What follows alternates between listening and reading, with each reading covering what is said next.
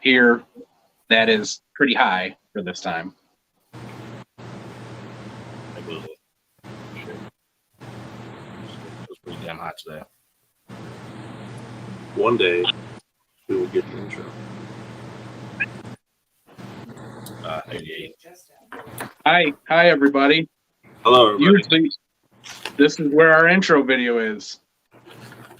This is the new intro video. We're live as shit. Come on, just wrap it right now. Go. I ain't doing that. Freestyle.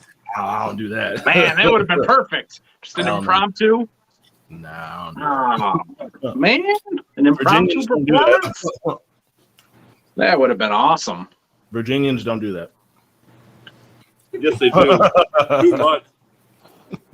Okay, then. Excuse me. I am not, up to speed on what Virginians do and do not do. I apologize. It's okay. Don't let it happen again. Wow. Wow. Wow. Well, hello, everybody.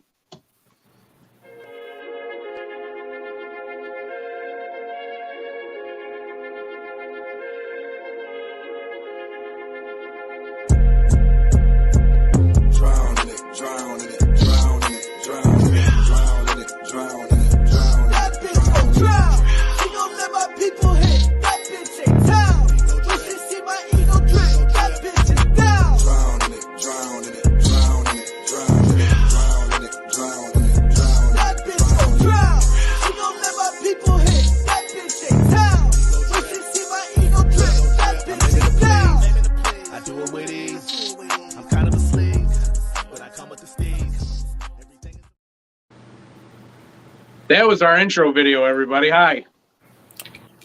How you doing? Drown in it, drown in it, drown in it, drown in it. That's Come just on, catchy. Con. First you told me to rap Drown. on command. Now you want me to dance on command. It's not going to be your I day. didn't mean dance. I meant I'm fucking he with you. was I'm fucking with singing it. I thought maybe you join in. you. Nah. You won't. God. Man. Nah. No, sir. Hi, everybody. This I'm a is our jaded podcast. rapper. I'm not a hungry rapper. Oh, you're a jaded rapper. Oops. Oh, hey. Didn't mean to do that. We So get right to it? we're gonna be talking about this kind of stuff Oh, we over, get over there. What is happening? Look at I this. didn't What is do any happening of right now? I didn't do any of that. Cool. I don't know what's happening. This is going well.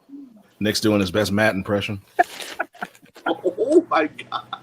Man, that's all love. I love you, man. That's all love, man. My guy. Wow. My guy. Wow. God is on one tonight already. They're just jokes. We all love Matt. It's just jokes. We all love Matt. That was crazy. Wow. Not that Matt. Our old So- son Matt. Usually, we do our segs, our drip, our drag, all that stuff. But you two, this week, you decided that nobody impressed you enough that deserved our segs. Yeah, Absolutely. wrestling was kind of dry this week. Absolutely. It's been a slow week. Mm-hmm. It's been a slow week. So we aren't going to be doing our segs this weekend. We're just going to do some, we're going to talk about some stuff. You might see some pictures because we don't know what's happening right now with our computer there. This guy. We're just making something up. So we're going to have some debate topics. We're just going to talk tonight. I'm disappointed. I enjoy segs with you two. I always feel better after having segs with you two. You're a nice guy. You're both very good at segs. I always leave satisfied after segs with both of you. So can't lie and say that, I don't feel a little deprived this week. That's all I'm saying. You're a nice guy. You know what's funny is we only do segs once a week, and for us to take it away this week, and really, that's really, That's what I'm saying. I feel evil. But I already don't get enough segs as it is for my liking, Right? and now you guys are just taking it away. So Yeah. We are Little leaving weird. kind of dry here. Yeah. Kind of teasing you a little bit. Right. yeah.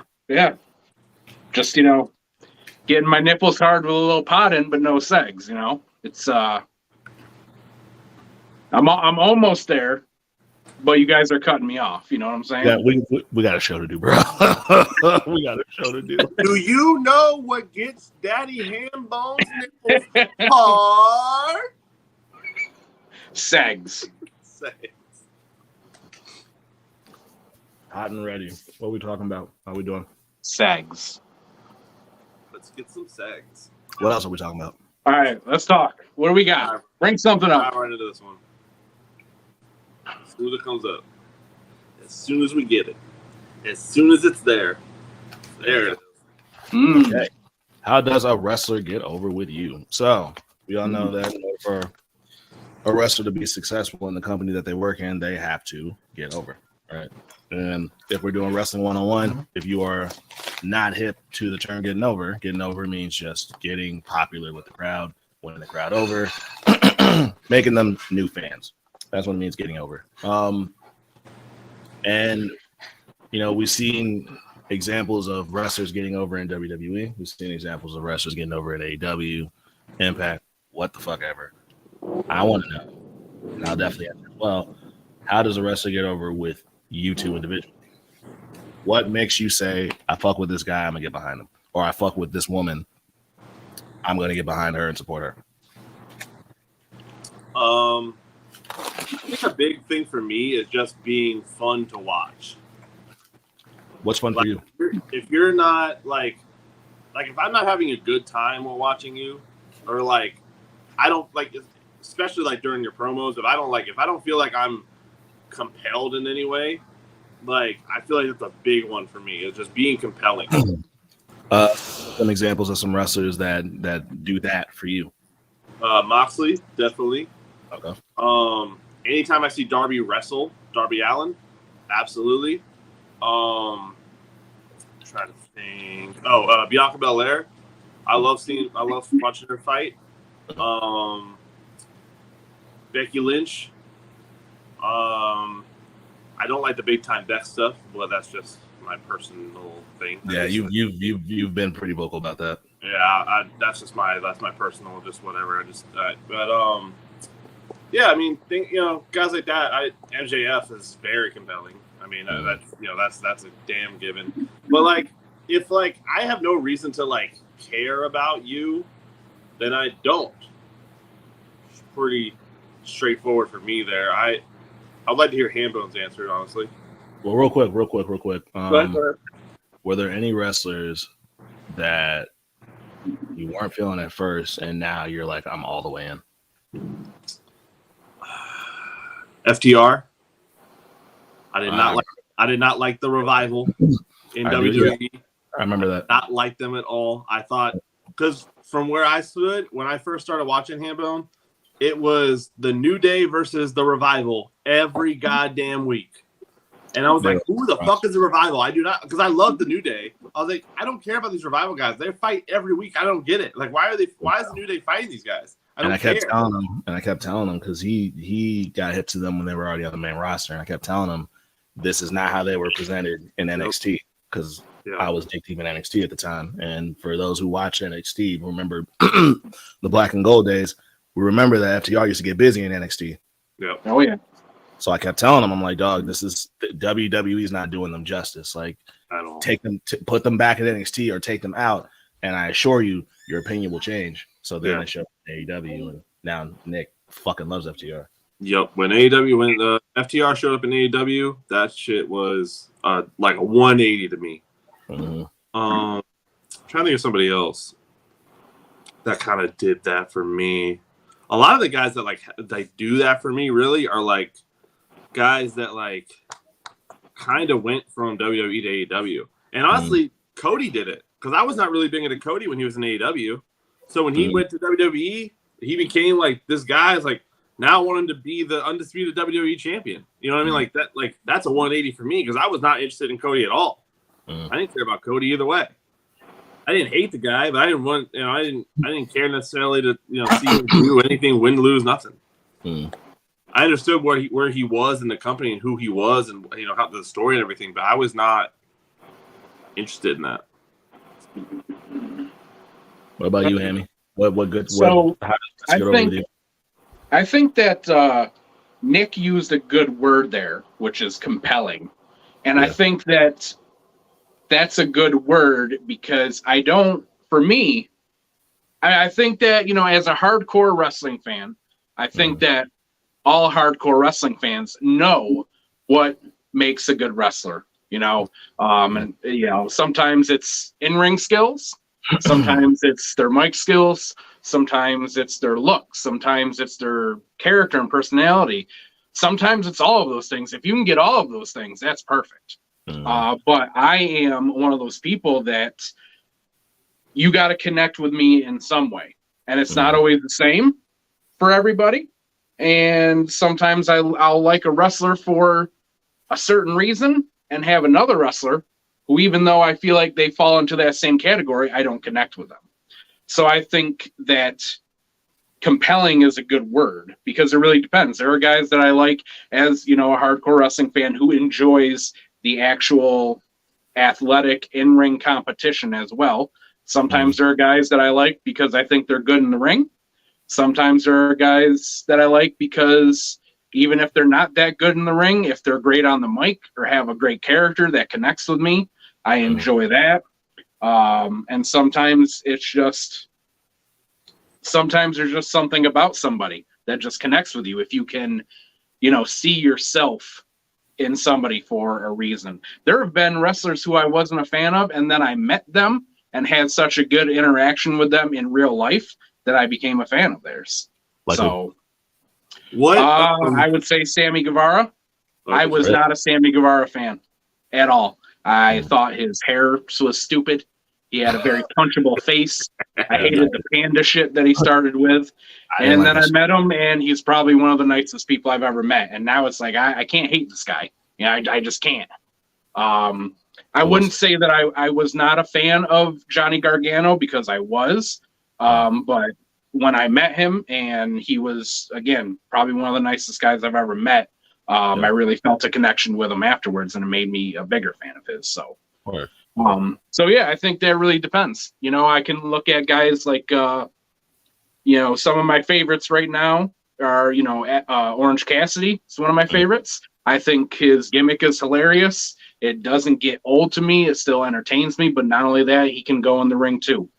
Then I look at a guy like Eddie Kingston, who, while I think he's decent in ring, he's not some amazing in-ring wrestler, but his mic skills, his personality, his passion for wrestling, the fact that he makes me feel that he believes wrestling is real when he talks, he is one of my favorites for that. And then I look at a guy like Seth Rollins, who I think has everything. He's great in the ring. He's a good mic worker. He's got the personality down finally. He's everything that you want in a wrestler. So I think, again, the word that Nick used, compelling, is good because that can mean a lot of things. And sometimes, like I said, I'll like a guy for one reason, have another guy who has that exact same quality, and just don't connect with them for some reason.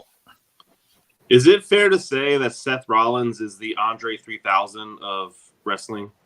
I don't think so. Why not? Well, so can I give context? Before I get my answer, do you think that? And if you do, tell me why. I have a context for it, and I'll lay the context out and let you decide whether or not you think. Let me see where you're going with this. So I don't want to say no right away. Let me see where you're going with it. I feel like a lot of people do not put Andre 3000 into their top 5. Right? But then when you bring up, you don't like Andre 3000, I'm like, oh no, I love Andre 3000. I love that. That guy's awesome. I think the exact same way about Seth Rollins. I don't think anyone puts him in his top 5. But then when you go, "What, you don't like Seth Rollins?" They're like, "Oh yeah," because right then, just there, and he was naming off wrestlers like Orange Cassidy and then he mentioned Seth Rollins, and I was like, "Oh yeah, duh, Seth Rollins is compelling and enjoyable to watch." I was like, "Why did I say him?" And I was like, "Because I wouldn't say an afterthought. I feel like it's a little disrespectful, but it's like he's so into, like, he's just that guy, like he just is himself. That it's just like he's so good that like you don't even think to put him there because he's just that good." And I feel the same way about Andre 3000. I like your comparison, not just because of that, but I think that kind of character-wise, they're kind of the same too. You look at, like you said, Andre is a great rapper, and Seth is a great wrestler in ring. And then you look at their characters, and both of the, Andre is a very eccentric guy, and that's kind of what Seth's gimmick is now. They are both fashion icons now. I like that comparison a lot, to be honest with you. In terms of, I don't fully agree with that. I don't fully agree with it. Just in terms of just like, I guess in the terms of just their personalities, because Seth is very and like just him, not even like just like, he's very loud. He comes off very obnoxious, very brash. But we love that, right? And this is the only part of it that I don't agree with, because everything else, Hambo was pretty on the nose with it, and so was Nick. Yeah. But just in terms of personality, that's the only part I don't agree with, because although Dre was very out there, he was very humble, he was very reserved, and also what's another word? Very quiet, just very, very quiet. And I think he kind of just lets everything else about him do the talking. Where Seth, although like everything about him is talking, including like him, you feel me? Yeah. So that's the only part that I don't all the way agree with. But everything else, like, most definitely. That makes sense. And by the way, that was a great way to compare it, Nick, because I was ready to be like, I mean, I love me some Outkast. Yeah, absolutely. I'm one of the guys that got Dre in his top 5. You know that. Yeah. So when you said that, I was like, nah. But then I was like, nah, let me hear him out. Let me not just do it like that. That was a really good comparison. Like, I appreciate it. Yeah, no, I literally was like, I feel like most people probably do not have Andre 3000. I think the same way. I feel like most people do not have Seth Rollins in their top 5.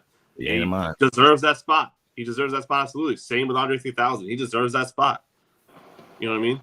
So that's kind of where I was going with it. I think you were saying they're different persona wise. I think Seth is very extroverted, whereas Andre is very introverted. I think that's really the key difference. Yeah, the key difference between those two guys is that they're very like polar opposites in terms of just like their demeanors and shit. Yeah, absolutely. So I can definitely agree with that. Because like you said, Seth does nothing but talk. Andre don't talk for shit. Right. Yeah. What's your answer to this question there, Con? How does a wrestler get over with me? There's maybe like 2 types of wrestlers that I enjoy. Like I like wrestlers. I like the comedy wrestlers. I love comedy wrestlers. And that's kind of how you just win me over in general. I feel like if you can make me laugh, like, you got a friend. But I like comedy wrestlers a lot. So if you can make me laugh, that's one. And then on top of that, I just it's almost kind of like what Nick said, and what both y'all said actually. Like I'm more of a fan of like the more like brute physical wrestlers and shit like that. The Samoa Joes, the Moxleys, the Lashleys. I like a really aggressive wrestler. So if you can show me that, absolutely. I also like, I don't even know what you would call them. Like guys wrestlers that are over with me are like, specifically are wrestlers that don't look like they can do much, but then when you see them in the ring, they're like, they just completely blow your mind. So like Kevin Owens, Evil Uno, or a guy like Dustin Rhodes, who is, I mean, fuck man, he's gotta be in like his 50s right now. And he looks and moves like he's half his age. Like those are the wrestlers that really get over with me. Yeah. I'll add to that too and say that I am almost immediately always a fan of fat wrestlers, because as a fat guy, I love to see guys go out there that kind of look like me and just bang out amazing matches. So when you're talking about, a Samoa Joe or a Bronson Reed or a Brody King, talk about those guys that aren't out there. They're not, Keith Lee. Yeah. They're not ripped and muscular, but they go out there KO. They're some of the best performers in wrestling, and I love seeing that. So almost anytime there's a fat wrestler, I'm probably going to cheer for him. Yeah. There are some exceptions, but for the most part. Do you know how dope it was for me and Ham when Otis won the Money in the Bank? Yeah, and then they took it Fat away guys from can him. do it, bro. Fat guys can do it. And then they took it away from him. They When he fucking was did. banging Mandy Rose, I was like, "Fuck yeah!" that was a nutty storyline. Yeah, that was a good storyline. But yeah, that's what gets over with me. I think like in terms of just a wrestler that I wasn't fucking with at first, I love now is definitely Danhausen, because I was a Danhausen hater. I was a big Danhausen hater, and that was when I was doing the what was that shit called, the Pro Wrestling Craze. Yep. And every month they would throw in some Danhausen shit, and I didn't know who he was. I'm like, who the fuck is this Danhausen? Like, it really started to annoy me because I just every time I saw his face, I'm like, this motherfucker looked whack as shit. And then it was like TikTok or YouTube. I watched something where he interviewed somebody, and then I found out that he like knows a lot of fucking wrestlers, like a lot of big wrestlers, and he would just interview them and just fuck with people. And he just, I didn't know he was funny. He cracked me up. And then I saw this. It was this one TikTok. It was the day I caught COVID. I had to go and take a COVID test. So I got up early as shit to go get my name in line at the fucking urgent care down the street. This is when I was living with Jeff, Nick, and I was waiting for them to call my name, and I'm like waiting in my car, and pull up. I'm just on TikTok, and it was this like TikTok. It was like a TikTok style. I'm not gonna say documentary, but it was like long enough for you to like gather all the information. But it was basically just talking about the history of Danhausen and who he was. So through this, it was so informative. It was like a 5-part, 7-part thing, and I watched the whole thing just to get hip to him, and then saw how he went from like a really serious wrestler to like this joke guy. And then, in my opinion, his like funniest work he's been doing has been in AEW when he does show up. So like now, I'm a huge Danhausen fan. I'll give you two guys that I wasn't into at first, and now I am. The first one, you and I have talked about him, Con. Speedball Mike Bailey in Impact. Yeah. I thought he was weird, and he is a little weird. Guy's a little weird.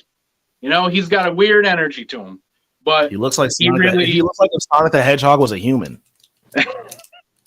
He's got a weird mullet. He wrestles in no shoes. He's just got this very laid back personality. He's very quiet when he talks. So yeah, I thought he was weird. And he just won me over with having good match after good match after good match, and just he's got a wild in-ring style, and I love like his finisher, and he really won me over with his in-ring work, and now I'm a huge fan of his. He's probably my favorite guy in Impact right now. And the other person that I would choose, and I think we would all agree with this, Dominic Mysterio. Oh yeah.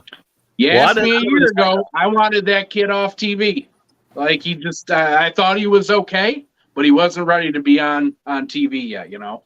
But now I fucking love him. I think he's hilarious. I think he's probably the most improved wrestler of 2022. And I mean all around, from in-ring to character-wise to mic work, period. He is the most improved. And he entertains the shit out of me now. And he still entertains me because I think a lot of people would probably argue, well, he's not that entertaining without Rhea. But really, him and Rhea haven't been doing stuff together for a while now. Not really. You know, they're kind of keeping them apart, and Dom still entertains me every single week. So Dom is definitely on that list for me too. He's great. What you got next, Nick? My program keeps cutting out, so the slides keep going away. So, let's talk about the draft. Yes, I'm gonna let Finn back inside. Y'all go ahead. That's fine. Okay. What are we looking forward to with the draft? I don't even know what I want out of this thing, to be honest with you. I know, like, I've heard a rumor that the Street Profits are going to break up in this draft. Not really sure about that. I don't even know what I want, because I don't know. I think the brand split is weird, to be honest with you. It doesn't make sense to me in a way. I get why they're doing it, because it's the same reason why we kind of like are weird with AEW, is that we're seeing just kind of everybody whenever, and like the brand split kind of saves them from that. So I guess it makes sense in that capacity, but like also like I don't know, like I feel like I see people on SmackDown and Raw all the time. I really don't know which one's which. I don't like, so I don't know who's where, what's what. So what do we really want to see from this? Let me go first. Shit, I can tell you right now. Because I love the draft. I always love the draft, which is why it's like I like it because I think like you kind of just said that it just gives more people a chance that would otherwise kind of just be in the back. What I don't like that they do is that they'll have the draft and they'll say this person's SmackDown, this person's Raw, and now they just kind of just randomly show up on either show. It's like, what the fuck is the point? Either have the draft and take it seriously, or just take the shit away and just put them all together. But like, I don't like that shit. Like, right? Like if Drew McIntyre is on SmackDown, I don't want to fucking see him on Raw, and if Bianca Belair is on Raw, I don't want to see her on SmackDown. So what I want to see is them to treat the draft like or treat the brand split like it's a fucking brand split, and stop just having random wrestlers just pop the fuck up. I feel like Roman obviously gets gets granted that because he has both championships, and like the Usos had that when they had the championships. But I feel like unless you have titles on both shows, you shouldn't just fucking be showing up on either show when you're exclusively the one show. But like other than that, like I'm just looking forward to the draft itself. 1 year for all the wrestlers to be on one roster and then to switch it up every year, I think that's great because after a while it's going to get kind of stale, and each wrestler's going to run out of opponents and you're going to have to keep recycling and shit like that. So I like the draft. I'm looking forward to it. Like I said, the only thing that I want to see them do is treat this brand split like it's a brand split. Yeah, I think that's my confusion. Aside from that, I want to see a couple of NXT call-ups because I have been kind of peeking at NXT now.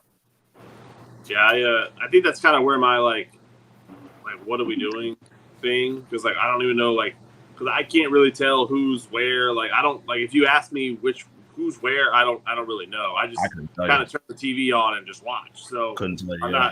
I'm like I don't know if they're on Raw or SmackDown. I'm just turning the TV on to see WWE. So for me, I don't really see where the brands are split, like because of reasoning. So I would like them, if they're going to split the brands and keep the brands split, to keep them split, or not jump around all the time, except for the undisputed guys, because that they have titles on both shows, like you said. But that's always been my confusion with the brand split, is that I don't think they are split. I don't see a line in the middle of the sand at all. Like So I am a fan of the brand split. I always have been a fan of the brand split, especially because they have a large roster, and I think that it is necessary to be able to utilize enough people. But I mean, I echo your guys' thing too. That's what I want to see. That is what I have always wanted to see with the brand split. I want to see 2 definitive rosters, 2 definitive brands. I don't want them crossing over. I think that there are definitely exceptions. I think that like the Money in the Bank, that should be a co-branded match. Whoever wins the Rumble, they should be able to pick whichever champion they want. But I think, a caveat with that is, okay, well, you can have that match, but if you win it, you're automatically on that brand. Yep. Like you don't appear if you're on Raw and you challenge the SmackDown champion and you win, you go to SmackDown, you're not on Raw anymore. Let me ask you this real quick. Do you think that, because you brought Money in the Bank and you actually brought up a really good point, you think that NXT should be in the mix for the Money in the Bank briefcase too, or do you feel like they're fine there? I don't think they should be. No, I would really personally, especially the NXT that we have now. This, NXT's got some talent on it. They do. Mm-hmm. They've got a handful of people that I really like, but this is just not the NXT of old. And I don't feel like in its current incarnation that NXT should be involved in main roster storylines. I just don't. I'm not mad at it. So yeah, that'd be my thing. Like I said, I do want to see that definitive brand split. I'd like to see the titles get split. I highly doubt they're going to do that with Roman until he loses one or both of them somehow. So I don't see that happening. But the other thing that I always look forward to with a brand split is I always hope that it ends up being the catalyst to push some people who need or deserve to be pushed and be put in the spotlight more. Once you stop crossing brands and having the same people take up time on two shows, it opens up more room for more people to get more spotlight. So I always hope for that with a brand split. Sometimes it happens, sometimes it doesn't. But that is what I'd really like to see with it too. And I would like to see certain things like, I'm down for the Street Profits to break up. I think they have done as much as they can as a tag team. I think it's time for Montez Ford to get that push. I know that a lot of people are behind Dawkins too, and that's fine. But I think Montez is a future world champion, and I think it's time for him to get that push. So yeah, I would like to see the women's division get pushed a little bit better on both shows. A lot better. Yeah, well, a lot better. True, a lot better. So yeah, that's what I'm hoping for. Shit. And when's the draft? May. I don't even know when it is. They said May something like May whatever 8th or something. Yeah, they usually start it on like a SmackDown and finish it on Raw. So did they do a draft last year? No, it might be May. They May. haven't done one since 2021, I believe. Damn. Okay. Nick, have you seen any of the drafts yet? Oh yeah, I've seen some drafts. Okay. Yeah. Cool. I do like the show of the draft is really cool because it's like because I'm an NFL fan. The draft is huge, right? So yeah, I can't the draft is the NFL draft's on my birthday every year too, which is really cool. So I'm very huge fan of like the NFL drafts, and I go that goes. So it's the same thing with wrestling. You just see Bianca Belair's on Raw, like sweet, so it's cool to see that, and it's cool to see like when they change somebody or they split something up, or they if they're like kind of been building at a few, they kind of like let's say like Bobby and Brock kind of do that right now. Like if like they put them both on SmackDown, like that's gonna fucking bubble up, like stuff like that. Like I've seen that before, and that's what's really cool about the draft. It's what happens after the draft that I get really confused about. Right. My only thing, aside from just I hope they keep the brand split as a brand split when they do this. I don't like their drafting system, which is like the first time they did the draft, I liked how they did it that first time. But the thing they do where it's like, we'll put a SmackDown wrestler against a Raw wrestler and whoever wins gets. I don't like that system because a lot of times, guess who's gonna get all the fucking drafts? Raw. Yeah.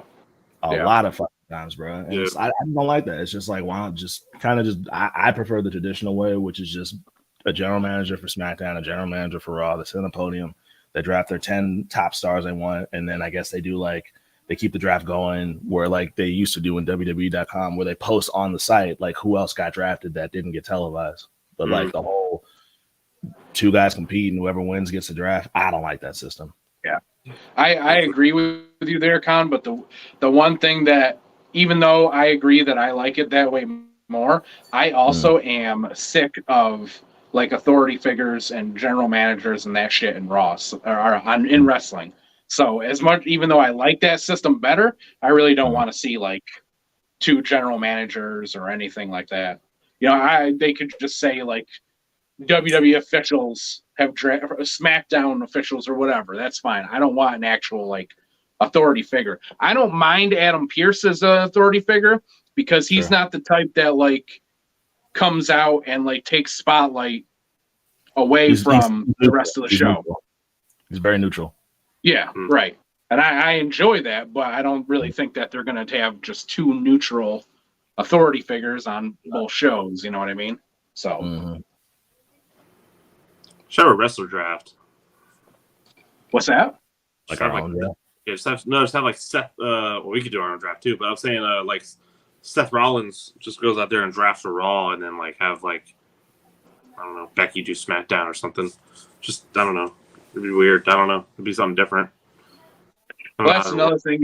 You're always going to see the couples. They're always going to end up on the same brand, which I agree with that.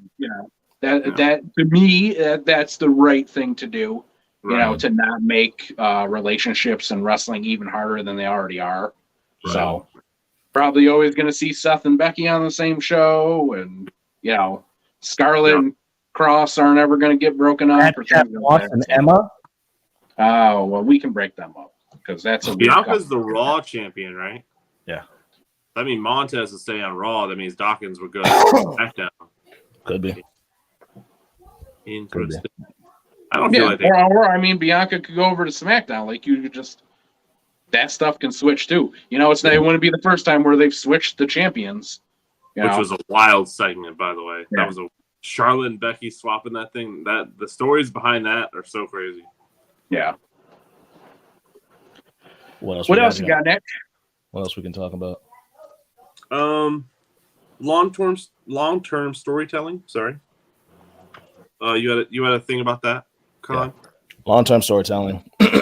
When does it work? When does it run too long? We all know by now that storytelling is a very, very pivotal part of wrestling. It helps enhance whatever wrestling match you're watching. We've seen good storylines. We've seen bad storylines. And when done right, long-term storytelling is one of the best parts of wrestling. I use the example of Bryan Danielson and the Yes Movement. That was 100% long-term storytelling, and the payoff was fucking crazy.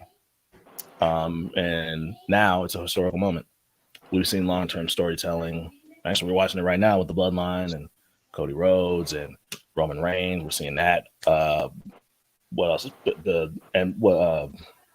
MJF, Dominic Mysterio, Rey Mysterio, MJF, and his quest to capture the world heavyweight. We just seen a lot of good long-term storytelling, but we've also seen a lot of long-term storytelling that's either been very lackluster or just downright bad, or just what have you. So, first off, Hambone, what is your favorite long-term storyline when it comes to wrestling? My favorite long-term storyline is my all-time favorite wrestling storyline, which is the Kane and Undertaker saga. That shit kind of spreads for decades. Is there like a specific part of it, or just the whole thing in general? I would say probably like the first 2 to 3 years of it.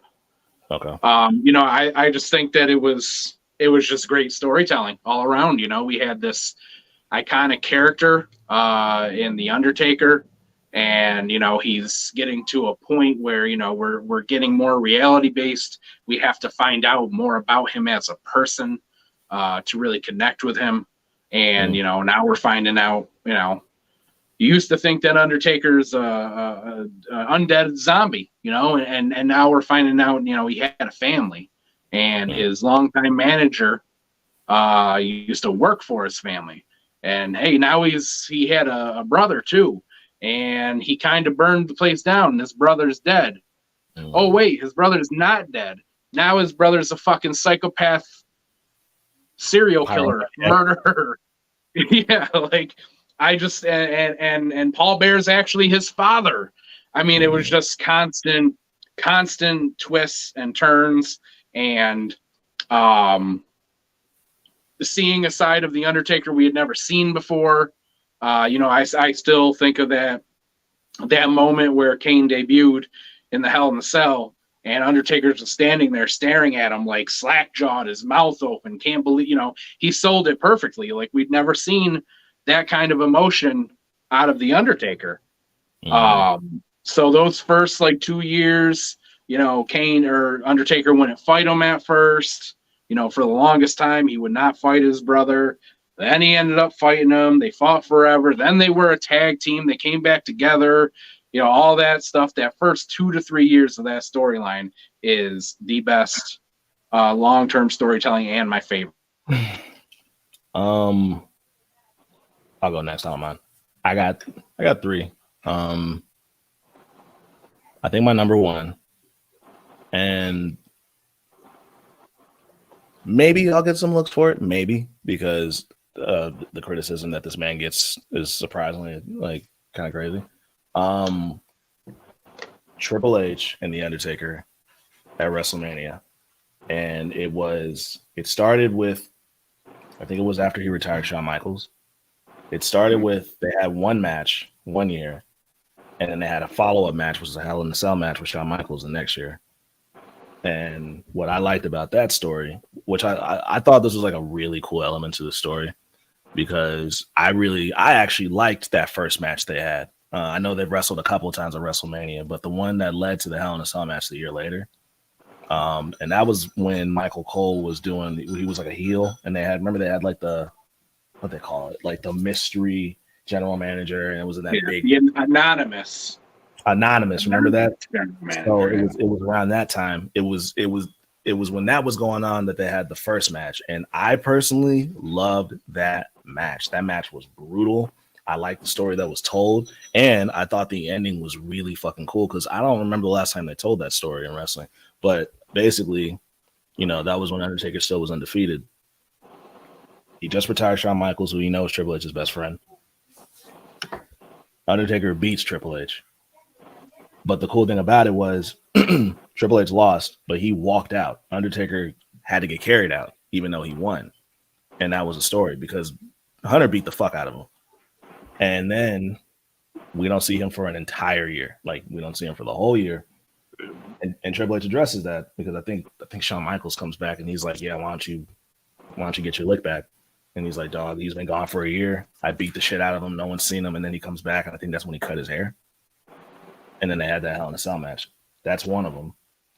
That's one of my favorite long-term stories. The other one was before you talk about your other ones, Con, you know what I love about that feud? What's up? The one, and it's literally just a moment. The one and only time that I'm aware of that we got a feud by two guys getting in the ring, just looking at the WrestleMania sign together and not saying a fucking word. And we didn't need it. We all knew what it meant. We all knew what kind of match it would be. And it was just a great moment of two legends coming in the ring. And all they had to do was one simple thing. Didn't have to talk nothing. And we all knew what it meant. Just from that, because I'm getting fucking goosebumps as you talk about it, because I remember seeing that. And I had seen, like I said, we've seen Triple H and Undertaker fight at WrestleMania before. Like, I think they fought like 3 times at that point. But like, I was still excited to see it. Yeah. It was still a good match. It was still a really good match. Yeah. My other one is, damn, I had it and then I lost it. God damn it. It'll come back to me. It's fine. Sorry. It's my fault. No, you're good. I was as I was talking. I gave that long ass explanation. It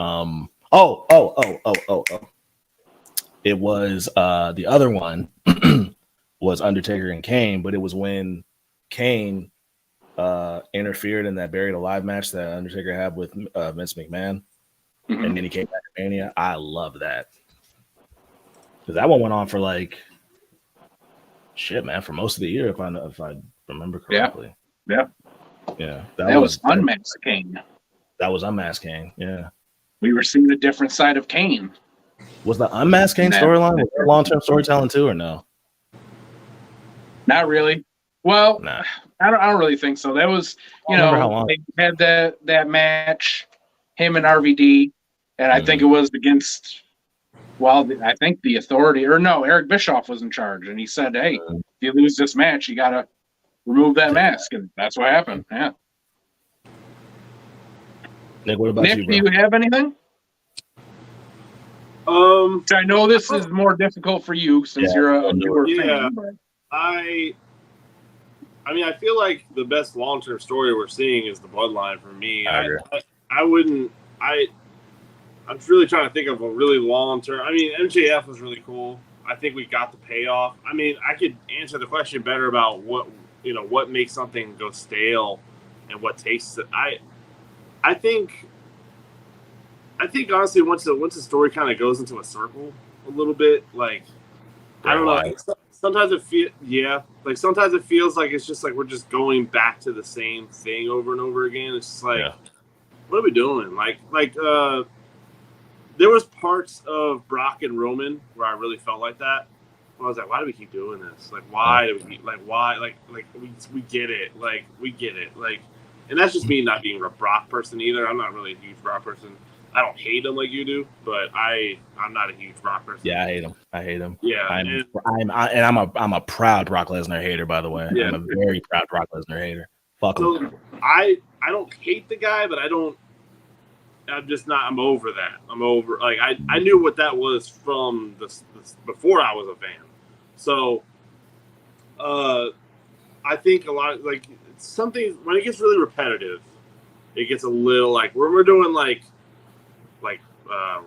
Brock and Roman 4, Brock and Roman 5. When we're up there, it really just bugs me. Like UFC's doing right now. UFC's doing like putting two people against them. We just saw them fight, and now we're seeing them again fight in a couple months. It's like, why do we keep like recycling? Spice it up, dude. Like I don't need to see them fight the same time over and over and over again. You know. So then, I also think that they're.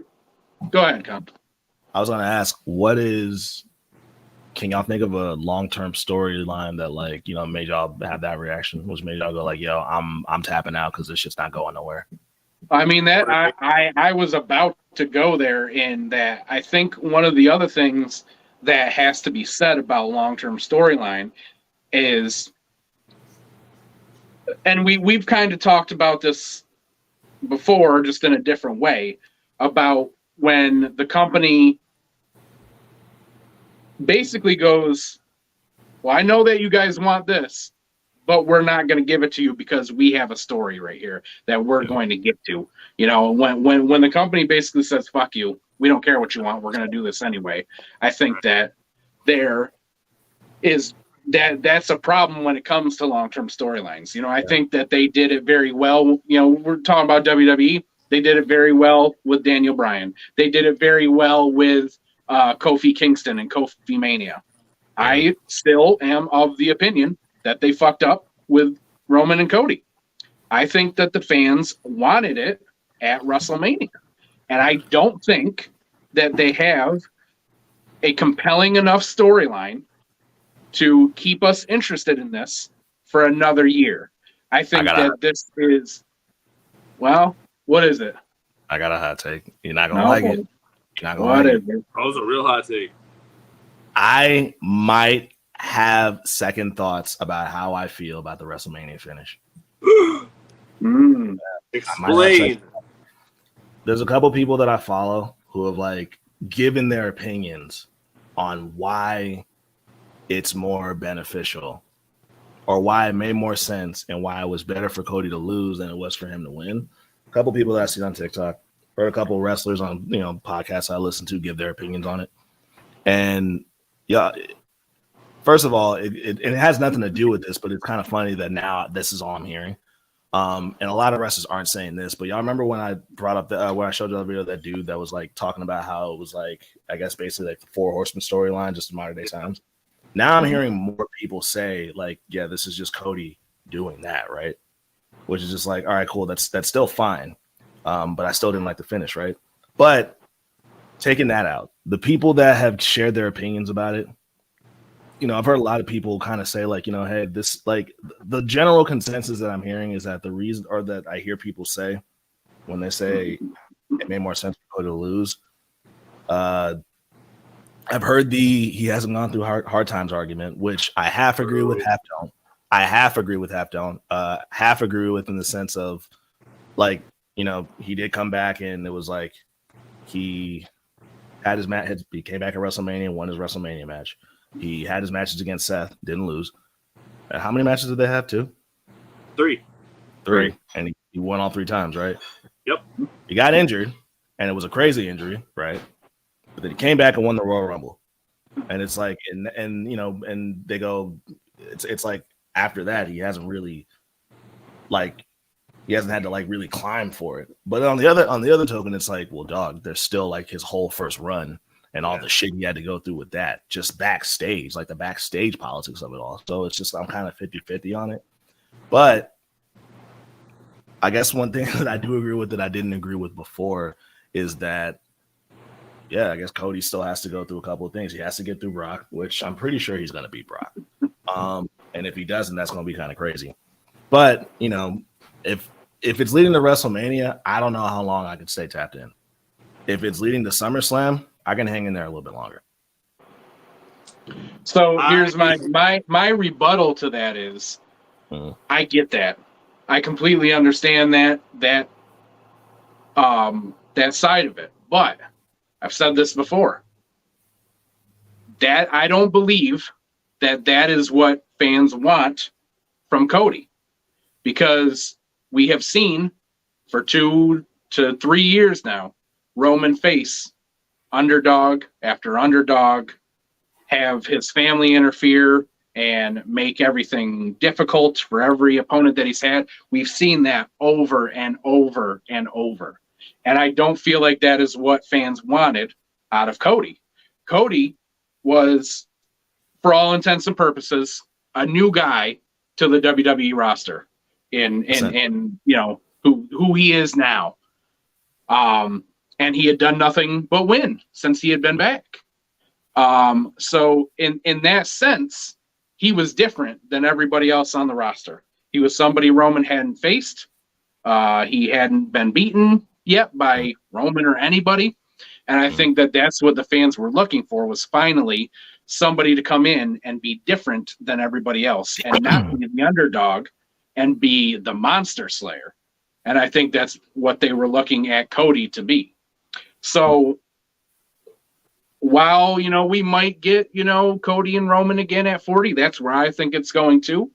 I think there's just too many factors that play into it that it was the wrong move. And there have been several, you know, big name wrestlers who have agreed with my viewpoint on it. Eric Bischoff has said it was a mistake. Kurt Angle has said it was a mistake. And I think it was too, because you're banking on, the fans wanted it then, so you should have given it to them then. Because I'm always, especially when it comes to WrestleMania, I'm a big proponent of you send the fans home happy. They wanted it then, give it to them then. Especially because Cody was hot. I mean, he still is, but now you're banking on the fact that you're going to keep him that hot again for another year. Can you? Now We're gonna see. Let me ask you this. Let me ask both y'all this actually, and I'm just asking just to, you know, just bring a question to the topic. The first question is, do y'all think that, and I bring this part up because I heard someone make this point and it made me think, and I'm not saying that I agree with it, I'm not saying I don't, but what I want to know from y'all is, if Cody were to have beaten Roman at WrestleMania, do y'all think that the fans would have eventually turned on him the way they turned on him in AEW? I really can't remember a time where Cody was over in AEW, besides the fact that he was part of the people that started the company. I really don't remember a time where people liked Cody. This is the only time I remember people liking Cody, in my opinion. I really don't remember that. I don't remember much about Cody's AEW run, besides the fact that he won the TNT Championship, and I believe either Darby beat him or he beat Darby. Don't really remember which one. But I remember him being there. And I know that he started the company. I understand all that. But I don't remember fans turning on him. I don't even know if that's accurate, because I don't remember him being the best. I can tell you it was, because I remember when they flipped on him. I'm not saying that he was an uber babyface, but I do remember fans being behind him in the beginning. Okay. And then, personally, to me, I think that shit with Darby was the start of it, but I think the icing on the cake was the shit with Anthony Ogogo. And I think after that, they were done with him. I don't even remember that shit. That weigh-in or the feud itself? The feud itself, because fans were pissed after that. They were not feeling it. That weigh-in was stupid too. But so I'm going to make one other point, and then I'll touch on that. But the other thing, outside of, you know, keeping Cody hot and all that, you're also, and we talked about this before WrestleMania, just in the weeks leading up to WrestleMania, you're also hoping that both of those men don't get hurt over the next year and fuck up your plans again. When you could have done it at WrestleMania, gotten the moment, given the fans what they wanted, and you walked out with no injuries. And now, after that, if somebody got injured, okay, you know, we'll work around it. But now you're trying to go another full year, hoping that both men stay as hot as they are, both men stay injury-free, and doesn't fuck up your entire thing, right? So that's my other point to it. Now, as far as what you said, would the fans have turned on Cody if he had won? I am a big believer that I don't really feel like fans turn on wrestlers themselves. I really don't. I think that a lot of it has to do with booking. You know, a lot of people make the argument about, right now I hear a lot of it about like Drew McIntyre. Yeah. I don't really think the fans turned on Drew McIntyre. I think that Drew McIntyre is boring right now. He is stale. WWE has done nothing with him. He's just a dude that goes out there and does the same fucking shit every single week. He hasn't evolved. His character hasn't changed at all. That becomes boring no matter who we're talking about. Mm-hmm. And I think that is something that WWE has to take, or any wrestling company really has to take into consideration. I don't think that the fans would have gotten bored with a Cody Rhodes faced world title run for months at least. I think he would have gotten probably through the year. And then if he was doing the same shit, then yeah, fans might have gotten bored with it. But that is on the company to keep things fresh and interesting. It's not on the wrestler. You know what I mean? If they're just being told what to do and they're doing it, and then the fans say, I don't like this, and you go, again, don't care what you like. I'm going to do it anyway. Fans are going to turn. And then as far, I agree with Khan, Cody definitely was a face at first in AEW. I think that where they turned on him was the storyline. I think it started really early, because I think it started with I'm not going to ever be able to be world champion. That whole thing really put him in a box. And then the stuff with Darby and the TNT title happened. And then it's one of those things where when you put yourself in a box like that and you say, well, I'm never going to be world champion, why the fuck are you here then? Like, sure. You're literally saying I can only go so high here. If I'm going to be here for 10 to 15 years, you ain't ever going to see me do this thing that would advance a storyline or my character or something like that. Well, if that's the case, that's kind of boring. You're telling us my character can only go so far here. This is all you're ever going to get out of me in this company. That was a mistake. I understand why Cody did it. 100% understand why he did it. But it was the wrong call, and he said it himself that he should not have done it, that it was the wrong call. And I think that was a big part in why the AEW crowd turned against him. Because, I mean, even like, hold on a second. Excuse me. Yeah, I thought that was wild for him to make that claim, because I was like, all right, well, if he's doing that, he's got to win. Because, like, why would you? I was with you. Like, why would you just take yourself out of that, like, permanently? Like, you could have said, like, I'll no longer be able to like do it like how Brock Lesnar and them do it. I can't, as long as Jericho's a champion, I can't compete for it. But he took himself out of the court completely. And the fact that like he actually went through with it, it's just like, yeah, like why are you? The fuck you doing it? Because I wanted to see him as AEW World Champion, and now it's not gonna happen. So it's just like, why are you there? Yeah, and I also think you gotta admit that there is definitely a difference between the majority of the AEW fan base and the WWE fan base. The AEW fan base, they're not huge on like straight up just white meat baby faces, and that's what Cody wanted to be. They prefer people that have a little bit of an edge to them over just straight up baby faces, and Cody didn't really have that, or he wasn't portraying that, and he didn't want to turn heel. The WWE audience, they like that for a while. They'll take that for a good while before they get tired of it. So Cody, with that character, he can be that in WWE without the fans turning as soon as they did in AEW. Not bad. I had a second question. I forgot that shit, but if it comes back up, I'll let y'all know. You gotta start getting a pen, Con. Dead ass, bro. Yeah, dead ass, because it was a damn good question too. I don't like the argument of Cody never had to do anything, and I know you're not making that argument, Con. I know you understand both points. I just don't. I don't like that either. I just don't. I think his story has been told well enough Whether think so. you're a hardcore fan who knows every single detail of it or not, Right. you know the story. I think even more so too. It's like I think it's really unfair to. He was a newer guy. He was a star they brought in, right? It's only been a year since he's been here, and we're all judging him off of a year and basically 3 matches of him having a no hard times. No hard times. That doesn't make a whole lot of sense to me. I get it because that's a lot of all what people are seeing right now is they just see Cody and they see him beat Seth, debut at WrestleMania, win the Royal Rumble, and then go like they've seen him fought 4 times before the Royal Rumble happened.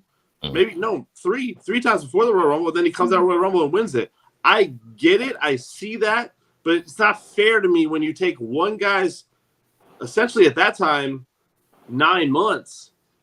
You take a guy's 9 months and say, well, he's never been through hard times, so he can't be Roman. That doesn't make any sense to me because he was Stardust. He was fucking nobody. He had to do all the politics. He had to leave. He had to go do New Japan and then go start a whole damn new company just to do anything with his life. But I think with that, and I do agree with you, but I think also with that is one thing that you have to consider is that like guys like me and Hambone, and you know the story because you looked it up yourself, you know all that shit, you did the homework.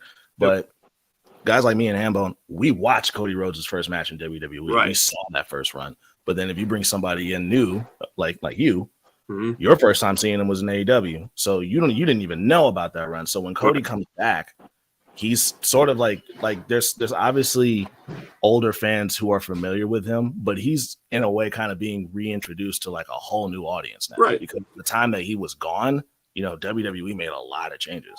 Yep. And wrestling itself changed. Yep. I think, And again, I just think, like I've said over and over, even so, you can make that argument as much as you want.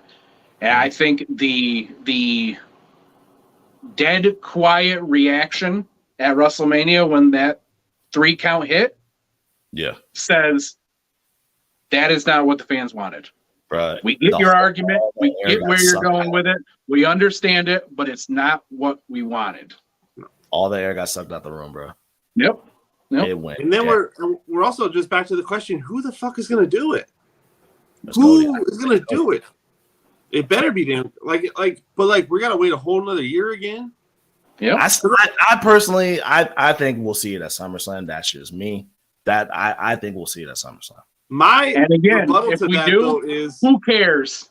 Nobody cares about a SummerSlam moment. that's my point. Nobody It should have gives been a fuck WrestleMania about a moment. story, finishing up a story like this, finishing up at SummerSlam. This was a WrestleMania storyline that should have finished at WrestleMania with a WrestleMania moment, and it didn't. And That's my it can rebuttal happen to at it. SummerSlam, and it's not going to have the impact that it would have.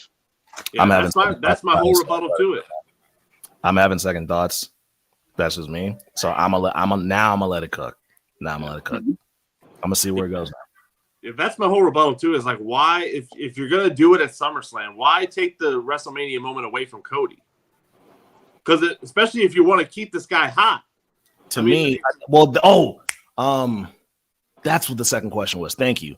Do y'all think that? Because y'all both said that like you have to keep him hot now. Do y'all or do y'all not think that this loss has made him even hotter now and have put the fans behind him even hotter, especially after that promo that he cut on Monday? I don't think so. No. And I don't I'll think so be either. honest too. I think and we've talked about this a lot too, about possibly the fact that Sami Zayn not being involved in the world title picture was a mistake, and I think that the reaction to him has proven that it was a mistake. Is Sami still over? Sure. Is he getting that same pop he was before? Ain't happening. He ain't as popular as he was 1 month ago at Elimination Chamber, because they made the wrong decision about what to do with him. And now, sure, he's popular. He's over, and he's going to stay that way. But he is not as popular as he was a month ago because they didn't do the right thing. And I think that's going to follow Cody. Let me get this off real quick, Nick. This is just me. And if I'm the only one on this island, I'm cool with it. I personally think that made him hotter because the reaction that he got when he cut that promo where he said, I'm sorry and all that shit, just before he even started talking, the fans were going crazy for him. And I didn't hear that a reaction that strong. Like the reaction to Cody didn't start getting that strong from what I noticed till we started getting closer and closer to WrestleMania. After he lost, like you said, the shit with Sammy, like he's still over, but obviously people are starting to cool down on him. Like we see that. We're seeing it right in front of us.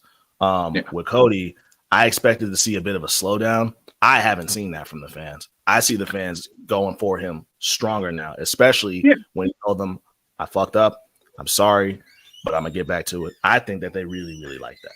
I'll agree with that, Kana. I don't think you're wrong about that, but I guess what I'm saying is I don't think that level of popularity is going to continue for another 4 to 8 months.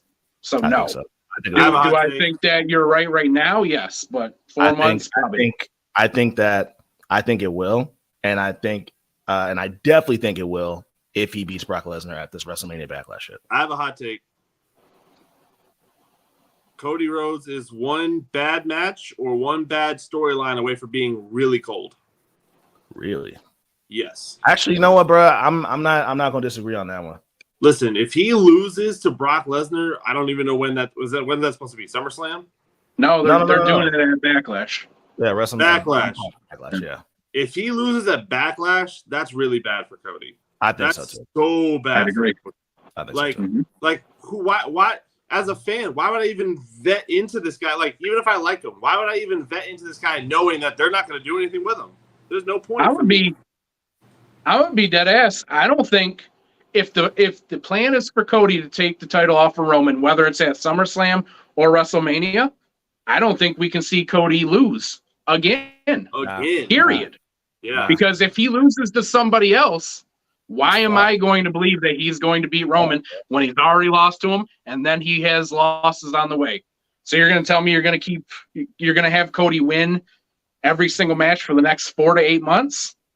Yeah, no. I don't know. You better keep every single one of those feuds real fucking interesting because he's one bad match away, bro. I'm telling you. But check this out, y'all. I got to tap out for a little bit because it is my mother-in-law's birthday. But when I'm ready to tap back in, I will let y'all know. That's about okay. Can you close out that window for me, bro? Yeah.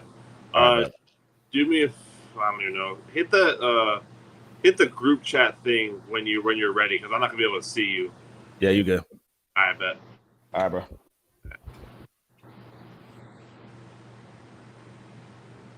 Hi. Hey. So we're gonna do the show we want to do now. This Khan's gone.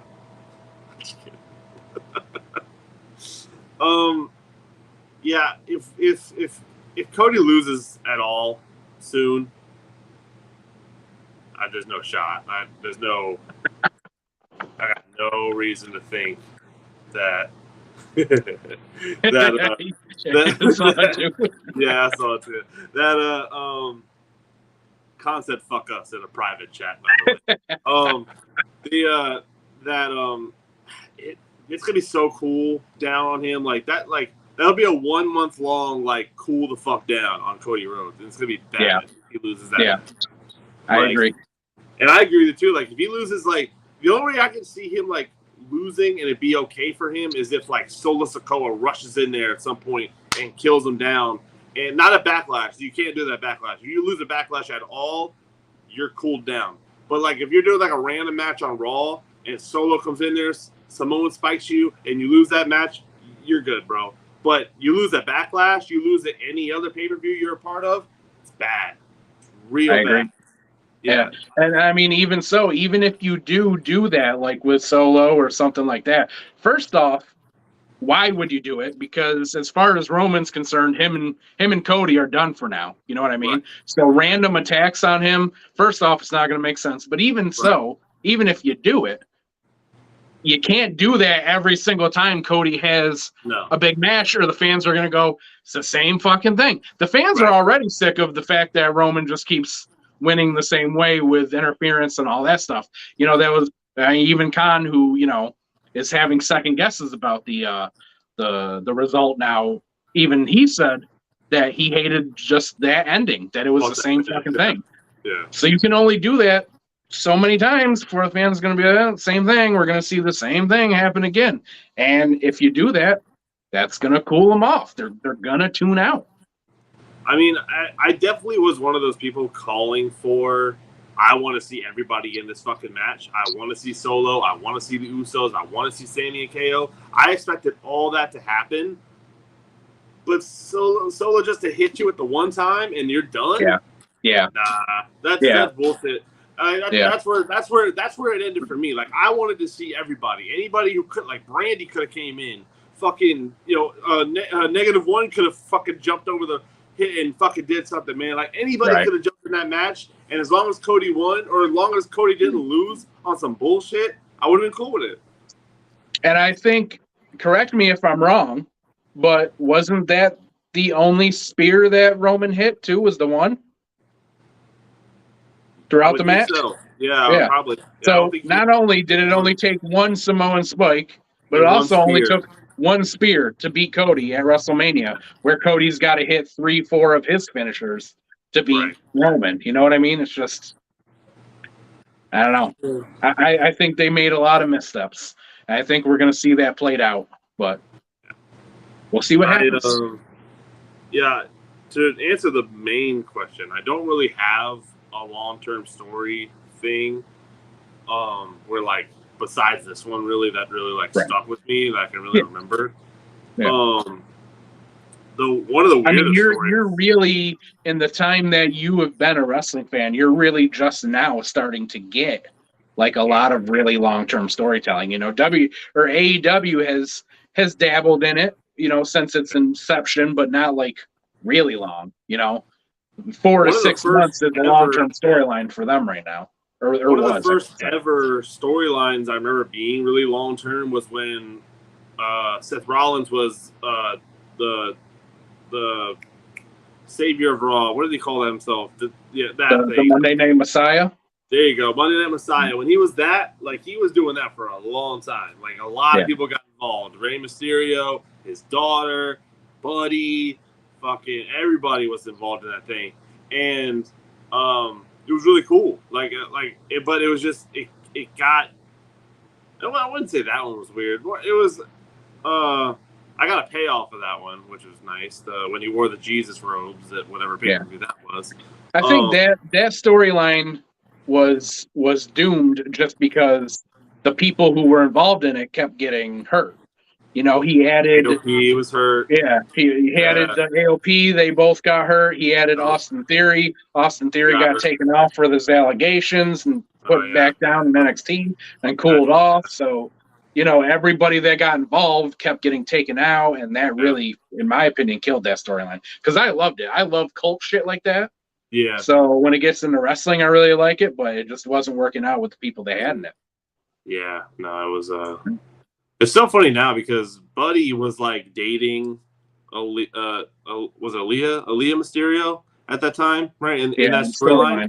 Yeah. Huh? Yeah, and then and now Rhea is with Dom, and Rhea and Buddy are dating in real life, right? Which is really funny to me. I was like, that's, I don't know if anyone even gets that, but that's really cool to see that shit.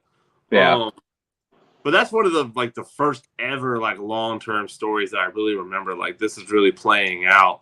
And one of the weirdest ones I remember was Rusev and his wife Lana. And then Lana was like banging Bobby Lashley or whatever. That was weird. Fuck. That was such a weird thing. Yeah, especially the ending. Was telling me about Liv Morgan. Say what? Do you remember the ending though with Liv Morgan at the wedding? No. Yeah, the ending ended up being Liv Morgan coming out and telling Lana that she loved her, and they went off as lesbian lovers at the end. And then it was never spoken of again. I forgot about that. That was the ending. That's so funny. I forgot. Never talked about it again. Wow. Dude, can we talk about the crazy fall off of Liv Morgan? I mean, we can talk about it, but what was that? What happened? I'm not a Liv Morgan fan. I don't think she's very good. So I when think she she's right won, where she though, needs to be. when she won, though, that was fan service. That was Yeah. all fan service. That's Mhm. like, oh, the fans want her to win, so we're gonna make her win. And I like the way she did it. She won Money in the Bank, turned it right around, and won it. But like, what happened after that? She went crazy and Yeah. stupid little Harley Quinn thing that every girl does. And I mean, then- again, I don't understand why Liv is popular. Like, I really feel like a lot of it is just kind of, as much as I hate to say it, the way she looks. And I think that she is liked by people because of her real life personality. I don't think that when it comes to wrestling, that she is very good at anything in particular. I don't think that she's very good in ring. She can't cut a promo. She just doesn't have a over the top personality. right. You know, she just doesn't have the things that make you a popular wrestler. So while I think they did give her the title because fans called for it, I think it was pretty clear afterwards that she just isn't the type of performer that is going to carry the division. But not only that, I mean, I think Liv Morgan is she's a victim of WWE's poor booking of the women's division. Absolutely. Nobody's doing anything other than the top 4 to 5 women. And then you got, you know, and this was going to be something I was going to talk about if we did our segs. My what was that for this week was Liv and Raquel winning the titles, and then the Trish turn after. Because I still I love Lita and Trish. They're my 2 all-time favorite women's wrestlers. But I don't understand why near 50-year-old Lita and near 50-year-old Trish are on TV being pushed in a main storyline when you have a roster full of younger women who are not being used at all. And more so than that, I also don't understand. I thought the whole point of giving Lita and Becky the titles was to give them to Ronda and Shayna, who won the 4-way match. So why aren't they the number 1 contenders? So that they could do a storyline that played off of Ronda and Becky's past. And instead, they gave them to Raquel and Liv, who are a makeshift team, who neither are very over or popular right now because they ain't doing shit. Right. And just what was the point? Are they going to now play off of Liv and Ronda? Because that's a lot less interesting to me than Ronda and Becky's past. I think there's a couple things with it. I think Lita's actually injured. I don't know that for a fact. That's my guess. I wouldn't be surprised, yeah. Like if she, you know, like you said, she's 50 years old or whatever she is, so she's probably injured. And I figured they were going to go with that Trish thing anyway. So now it was supposed to be Trish turning on Lita and Becky, and then now it's become Trish turning on Becky because Lita's not there anymore. So I figured that Trish shit was coming at some point, just didn't know when. Yeah, I think everybody was seeing that coming. But I think because Lita's hurt is the reason why they lost the titles. And I'm not really sure why Ronda and Shayna weren't the ones to win, because that was my other point. Ronda Rousey's not really doing anything in the women's division. That's how down this women's division is. Ronda Rousey's not doing nothing. As much as everybody rags on Ronda, Ronda loves wrestling. She's there every week, and she has been extremely vocal about how bad the women's division has been in WWE. Yep. And I appreciate that she just comes out and says, no, it's bad. Like, we're not getting enough TV time. We're not getting focused on enough. And I'm not just talking about myself. I'm talking about the entire roster. I appreciate that she says that because she's right. And I think it's something that every wrestling fan agrees with. And I wonder if maybe that's why she's not getting used, because she's being a little too outspoken about it. Have I told you why I'm not a fan of Ronda before wrestling? So when I was probably 19, 20, 21, I was very big into late night talk shows, like any type of talk show, really. So was I. Ellen. Who is your Fallon. number one? Jimmy Fallon. I'm a Conan guy. Conan's very awesome. Conan's Man. awesome. He got fucking fucked with that. He did. Tonight Fuck Show Jay shit. Leno. Yeah, fuck all that shit. Fuck That Jay shit was Leno. fire. But like God when damn that was happening, like when all those shit was shifting, like when Colbert was coming in, Letterman was leaving, Leno was leaving. Like when that was happening, that was such a big like thing in my life. When I was like, this is amazing to see. I was too, because I was pretty deep into late night talk shows too at that point, and I was always a Conan guy. Even I'm talking about late Way show. back. Yep. He was always my guy, and when he got that shot, I was so happy for him. He deserved it, and then they just fucking took it away. Yep. So fuck Jay Like Leno. when And I was following Leno, I was following Letterman, I was following Conan, I was following fucking Craig Ferguson, I was following when Jimmy had the late night show. Mm-hmm. And then when it all switched, when it went to Seth Meyers and it went to what's dude's name? James Corden. When it went to Jimmy Kimmel, who's been on forever, but Jimmy Kimmel, he's been around. So that was a big thing for me, and Ellen especially. So Ronda Rousey lost a fight to, I believe it was Holly Holm or something like that, right? Yep. It was like her first loss ever. She had never lost. Again, I'm big into talk shows. I'm big into like the radio shows, Hot 97, The Breakfast Club, all this type of shit. I'm big in interviewing because at the time I wanted to become a podcaster and interview people, right? Mm-hmm. And I still want to do that in some capacity. Just haven't had the way to do it. You are a podcaster, sir. You're doing one right now. I mean, more I want to get back into interviewing is what I meant. Because that was my first podcast ever was just interviewing people. Yeah, I got you. Interviewing like local artists and stuff like that.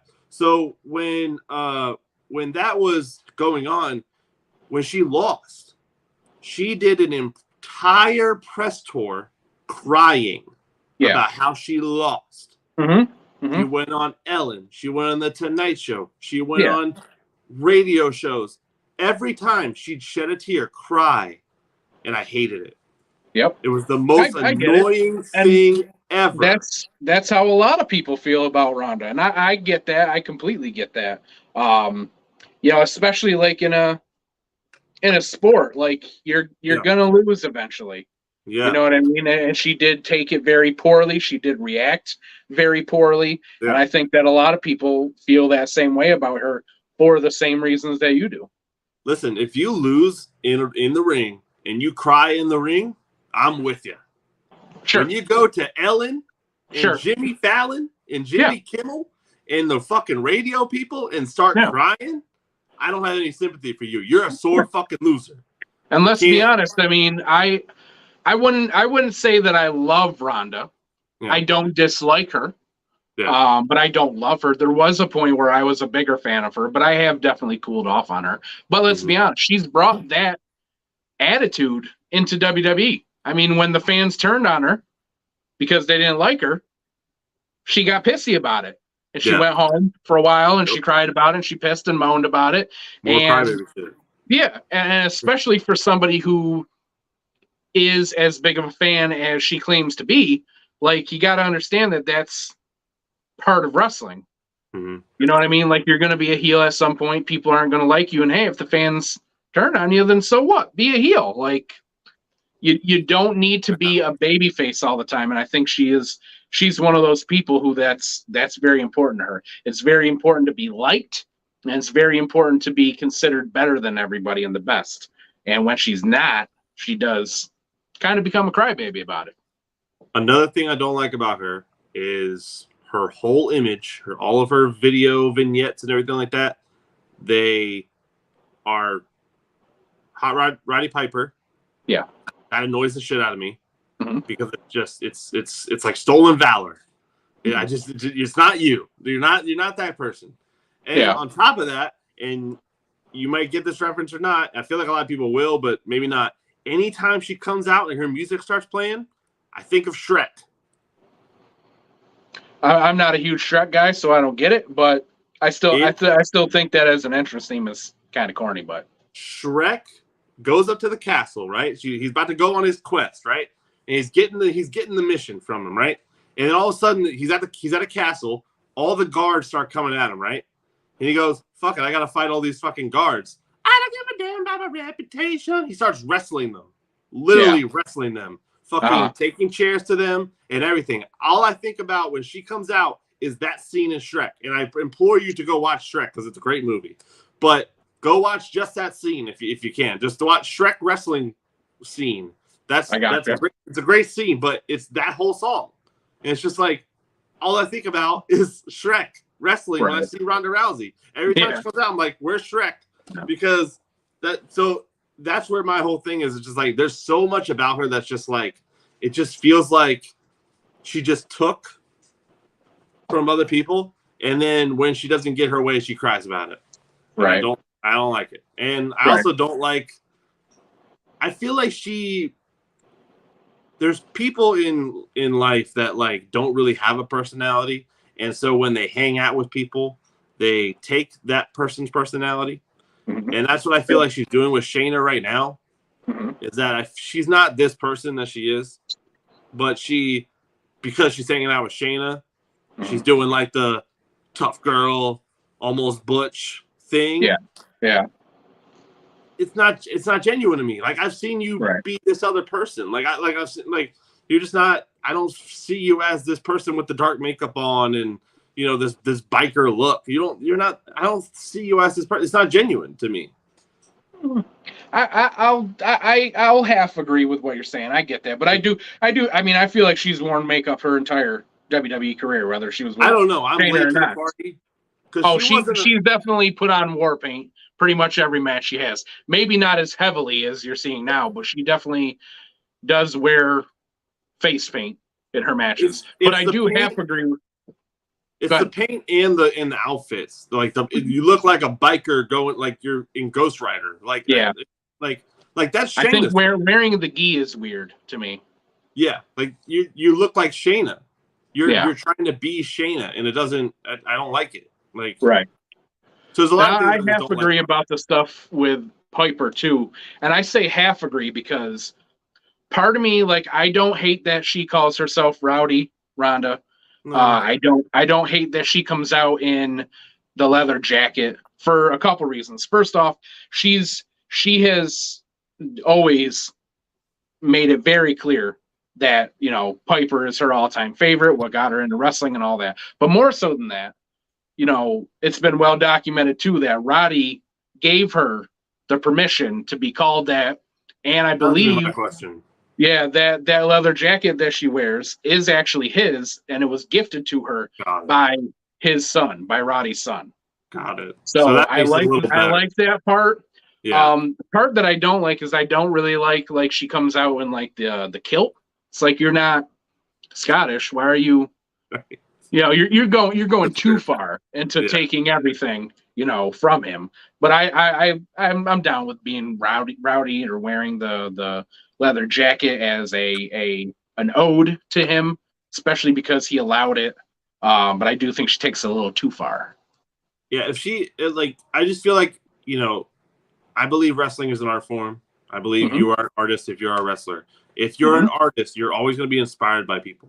I feel like I'm a firm believer in when you're inspired by people, you're allowed to take aspects of it, but you can't just make it your own. Right. Yeah, you have to make it your own. If she came out in like wore his jacket, I'm okay with the jacket. Now that I've heard the story, I like the jacket makes a lot more sense because every time I see the jacket, she's hanging out with Shayna. So, or she wears it out. But the kilt thing doesn't make any sense to me. That's totally ripping on my on that. And if she did like a move of his, like a finisher of his, all the time, that's fine with me because.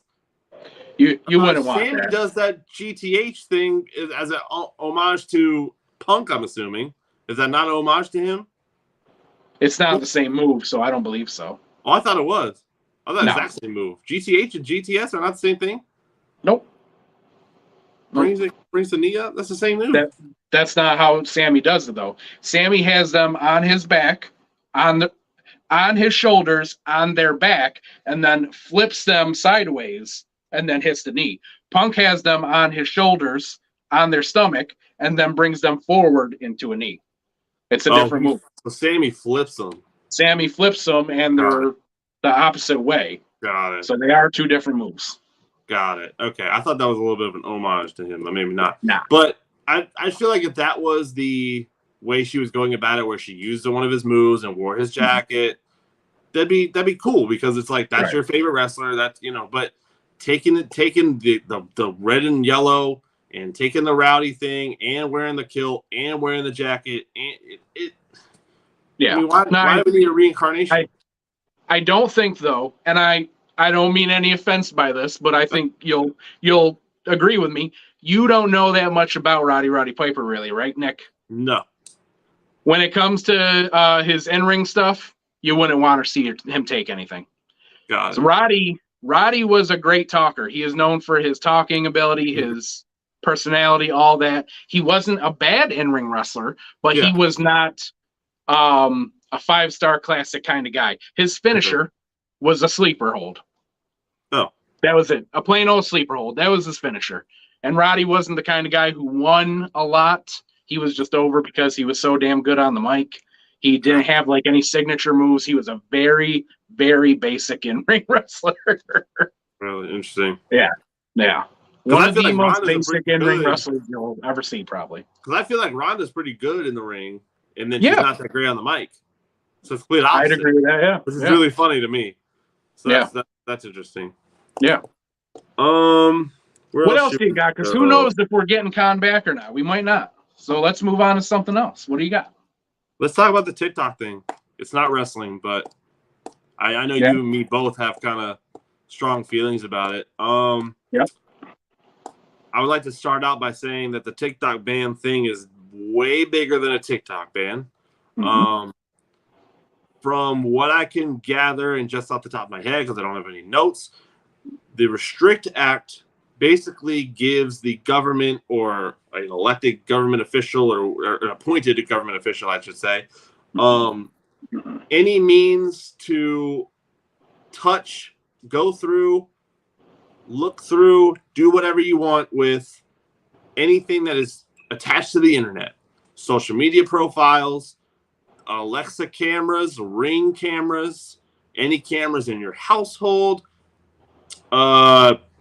any type of social media account, emails, anything that has anything to do with the internet. The Restrict Act lets them look through your shit, pretty much, is the gist of what it is. On top of the fact that it could possibly ban TikTok because they think Chinese are spying on you, which is so hypocritical in so many ways if you listen to anything I just said.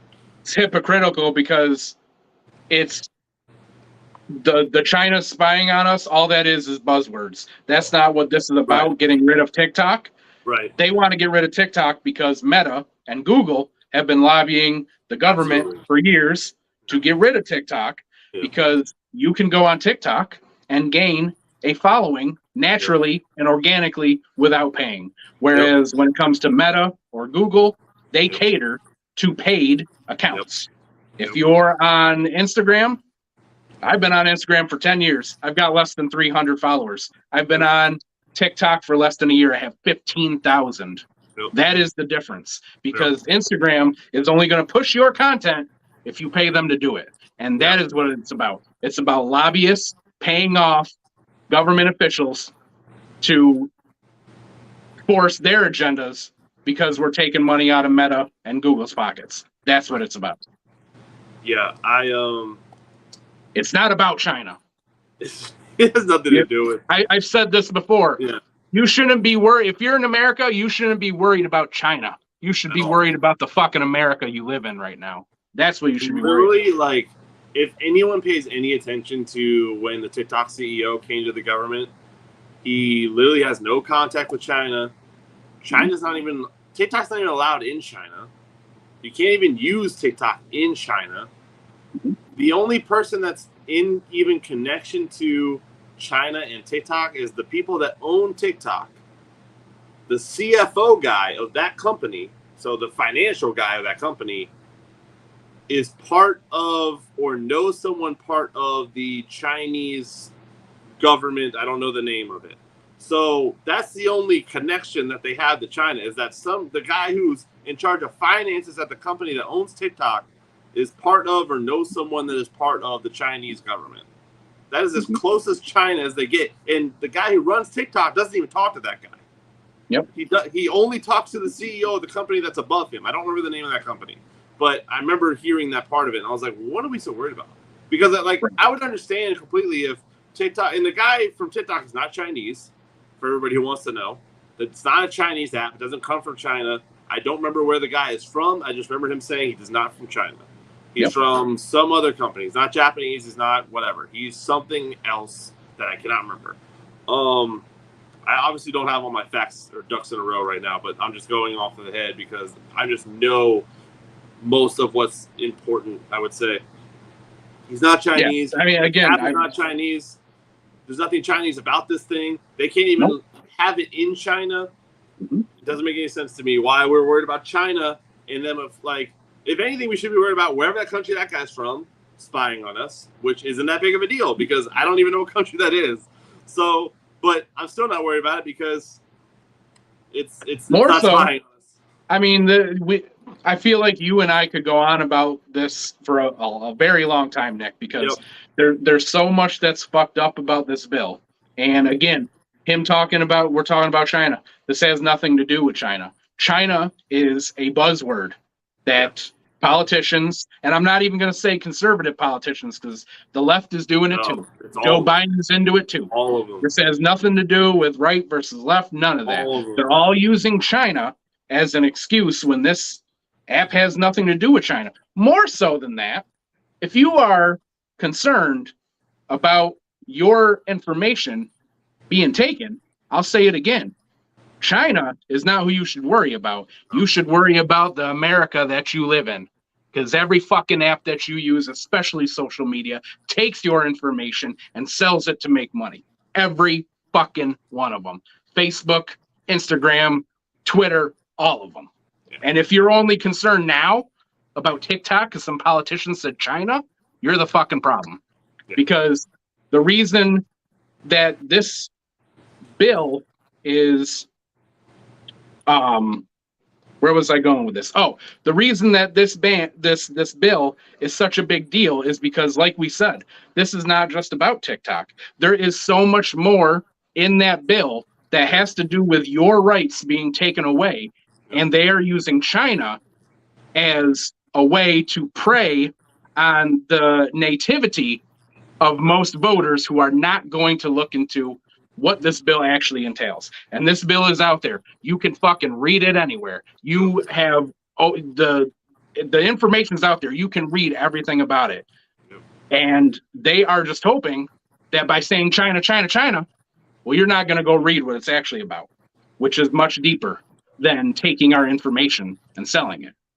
Even just using TikTok. If you keep saying TikTok, no one's going to pay attention to it either because I didn't think too much of it. I mean, I'm afraid of TikTok being banned because I use TikTok whenever I can, a lot. Sure. And TikTok is what brought me to you, sir. And, what made this wonderful friendship and this wonderful podcast that I have with him. I knew Khan forever, so TikTok didn't do that for me with Khan, but I did it for you and Khan and did it for me and you. So I've made a bunch of different friendships off of that thing. On top of that, like you said, you're following, what is 16,000 you said? On its way there. I'm at 15,500 right now. 5,000 people follow you and watch your videos. Khan is about 4,000, I want to say, 3,000 or 4,000. And I don't post all the time on TikTok, so I'm at 400. I understand where I'm at, but I've met great people there, and I get great content. I get great information. I learn things. I learned how a fucking bowling pin works today on TikTok. I didn't know anything about that. That I think that's a great point though to make, Nick, because I think that is one of the other reasons that they want TikTok gone is because there aren't restrictions like that, and people are learning way too much about what's actually happening in the company or in the country. And I think that this bill is a perfect example of that. Because I don't think that most people would, again, know about what is actually in this bill if it weren't for TikTok. Because you weren't going on Facebook and Instagram and hearing about the Restrict Act. You heard about that on TikTok. Yeah. And that told you to go, hey, go read this bill and see what it actually shows. And this bill is not the only thing that TikTok has put out there that you're not seeing on other social media about the stuff that is happening in this country behind the scenes. And that is one of the reasons that they want it gone as well. I think a perfect example of how I don't know the word I want to use, but how the presentation of this bill is just a lie. What's the word I want to use? But it's a perfect example of it is the fact that, again, you said it, TikTok, the TikTok ban. Well, that's not what it's actually called. It's actually called the Restrict Act. Not even close. Yeah. This is not the TikTok ban. This is not the TikTok bill. It's the Restrict Act. They want to restrict your rights in this TikTok stuff. Is an you got a security camera. You got a security camera in your bedroom. You bang your wife or husband in it. Well, they'll go and watch it if they want to. That's what this bill says. And I'll be honest with you, I'm not a big proponent of like privacy because I'm not a very private person. I'll tell you my dick size the first day I meet you because I just don't care. More so than that, I just don't really have anything to hide or anything like that. But I am huge on human rights. Yeah. And when I see them taken away, that pisses me off. And this is a human rights issue. This is not a left versus right. This is not TikTok. This is not China. This is them wanting to take away your basic human right to privacy. If you want privacy, that's fine. Like I said, I don't care about it. But if you do, this is them taking it from you. And once they take this from you, they'll just take more. I'm a big believer in that the government already has everything. Yeah, so am I. I agree with you. I mean, when you flew out of your mother when you were born, they strapped a number onto you that you still use to this day. Exactly. And then when you learn how to drive, they give you another number. Yep. And they slap it on this ID with your address on it. Exactly. They've always known everything we did, but whether or not you wear this is way more intrusive than things like that. Like I said, they'll just sit there and watch you bang your wife if they want to, because this act will give them the option to do that. That is too far. As of right now, all of information that does right now is that they want to sell you something. That's my belief, is that as of right now, I'm saying, with the bill is completely different. But right now, all the information that my computer and my phone, all this stuff has on me is that they see me looking up Washington Commander stuff, and then they slide a little ad that says, hey, there's a new Washington Commanders hat. You should buy it. And I'm like, ooh, that's cool. And sometimes I buy it, because that is the extremity of what happens with cookies and information and stuff like that. That's all that's really happening with, on top of the other stuff that the fucking government already gives you, like your address, for instance. You don't think the state has your address on file? Like, you can look up right now whatever the name of your account. I'm an engineer. I work in essentially construction and real estate every day. I look up a thing called property cards. You can look up a property card of any property anywhere, and it'll tell you the real estate information, who bought it, all the way back to 1887. It'll say who bought it that day for how much, and I'll go all the way up to your dumbass, and it'll say, your fucking dumbass right here, you bought it for this amount of money, and you bought it from this fucking guy, and that guy bought it from this girl, and this girl bought it from. It goes back forever. You can go to any place and do it. I look them up all the time because I have to do it for research. That stuff's there. It's on the internet. Yeah. All you gotta do is type it in. Yeah, exactly. They've always had all I gotta do is type like you said. You made the point, even before the internet, they always had it. Mm-hmm. You were given a number when you were born. They have that. You've had to give that number and your address at every fucking job you've ever worked at. Your taxes. Yep. They know everything already. Yep. Yeah, the privacy thing, when it comes to that kind of stuff, is a silly argument because they already know. But I think that when it gets to the point that they are literally just like looking into your living room if they want, which is what this bill says, that is too far. And that is what is happening here. They can go to your Ring doorbell camera and see who's coming in and out of your house. And Yep. you already know they have face recognition software because your iPhone does it when you have it too. When you have phone, I don't know if Android does this, but when you have photos of people in your phone automatically makes a folder called Faces, Mhm. and it tracks which faces look the same. Mhm. If I wasn't on my phone, I'd show it to you because you can see like if I have a bunch of photos of my brother, it won't know his name or anything, but it'll be like, this person looks the same. And here's 20 photos of that same person.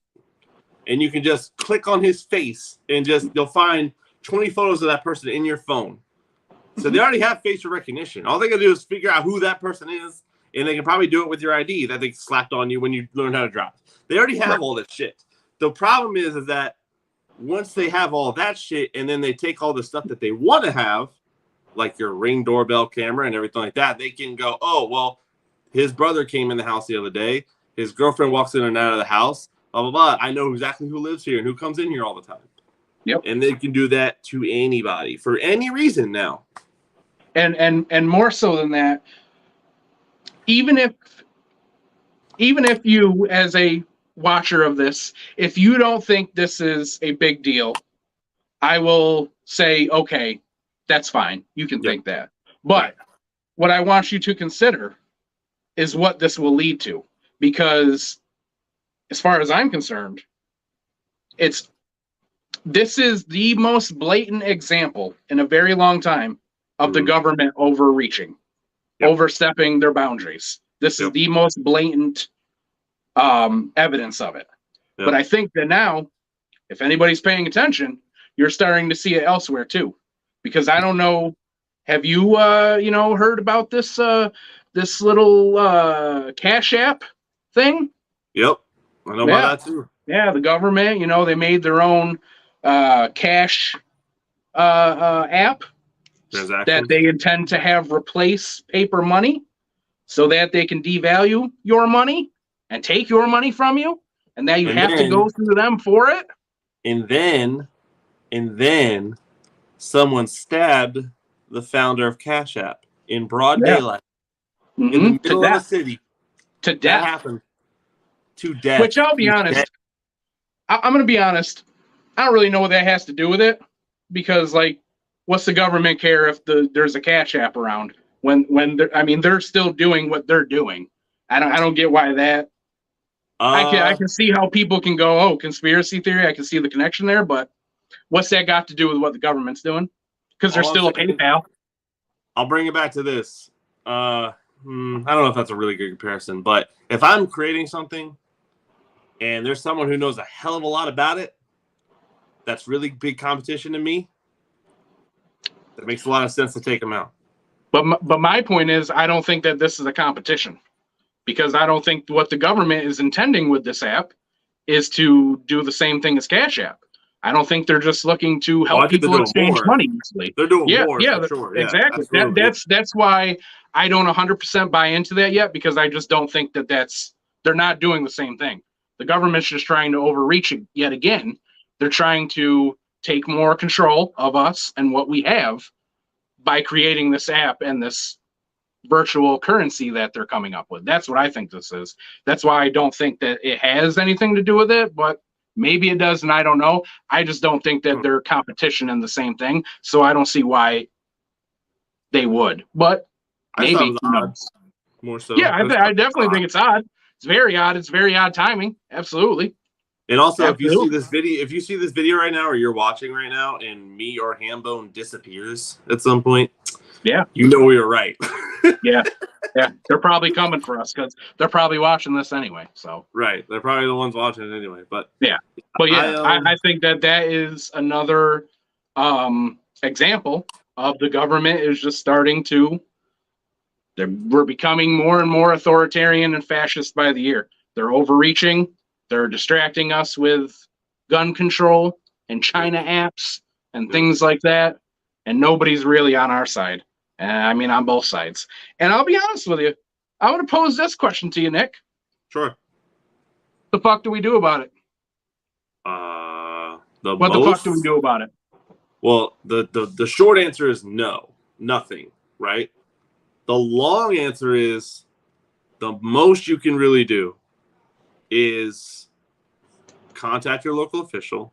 You can figure out how to do it on a website. There's thousands of videos on it right now because everyone that I see is talking about this Restrict Act. You can contact your local officials. There's a website where you can look up who's your officials, and you email them or you mail them, whatever you want to do, and you tell them, if you vote for this thing or you support this thing, I will do everything in my power to get you voted out of office. You will campaign for the opposition. You will do whatever you have to do, and those guys care about voters. So if they get enough of that, that could help. But again, Does it though? What can we really do? I don't know. Yeah, I don't really, I don't think that that's going to do anything, and that's coming from somebody who did all of those things that you just said.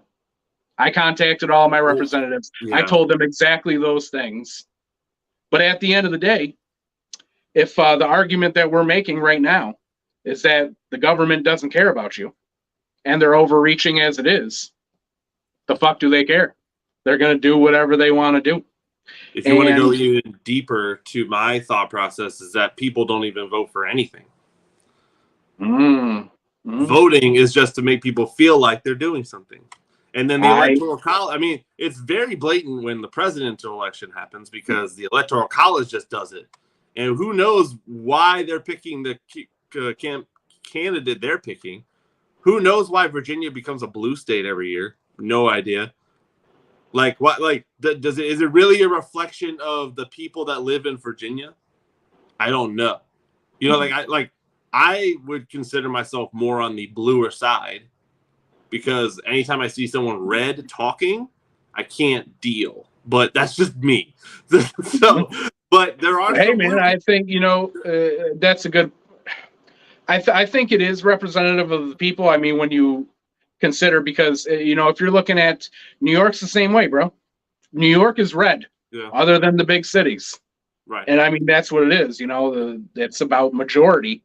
Yeah. It doesn't matter if if the 30 counties above Syracuse, are all red, but they don't amount to the same amount of people as the ones voting in Syracuse. It just doesn't matter, Manhattan, but right? I think my point to it is I don't know, because you said that you don't believe that voting makes a difference, and for the most part I'd agree with you, because I have been a big proponent for a very long time that protesting doesn't do shit. Protesting is a waste of time. You go out. Want a hot take? Looting does more better than people protesting. I would. That's not a hot take, because here's the problem. Listen, I would never listen. I want anyone who's hearing this to know I would never loot as just a reason to loot. That's never been my thing. Those things were right. All the protests for George Floyd were right up the road, dude. I didn't go out at all because I'm not that type of person. I know I don't think peaceful protests work. I agree with you 1,000%. I don't think they're listening to us. I do not think looting does anything for me to do anything like that. But people like to be destructive when they're angry. But I think that does a lot more, seeing people angry, than seeing people be peaceful. Absolutely. So it's illegal, so you can't do it.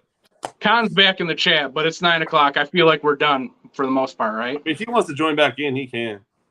I mean, how much more are we going? I mean, sorry. You want to talk about politics, Khan? Because that's where we're at.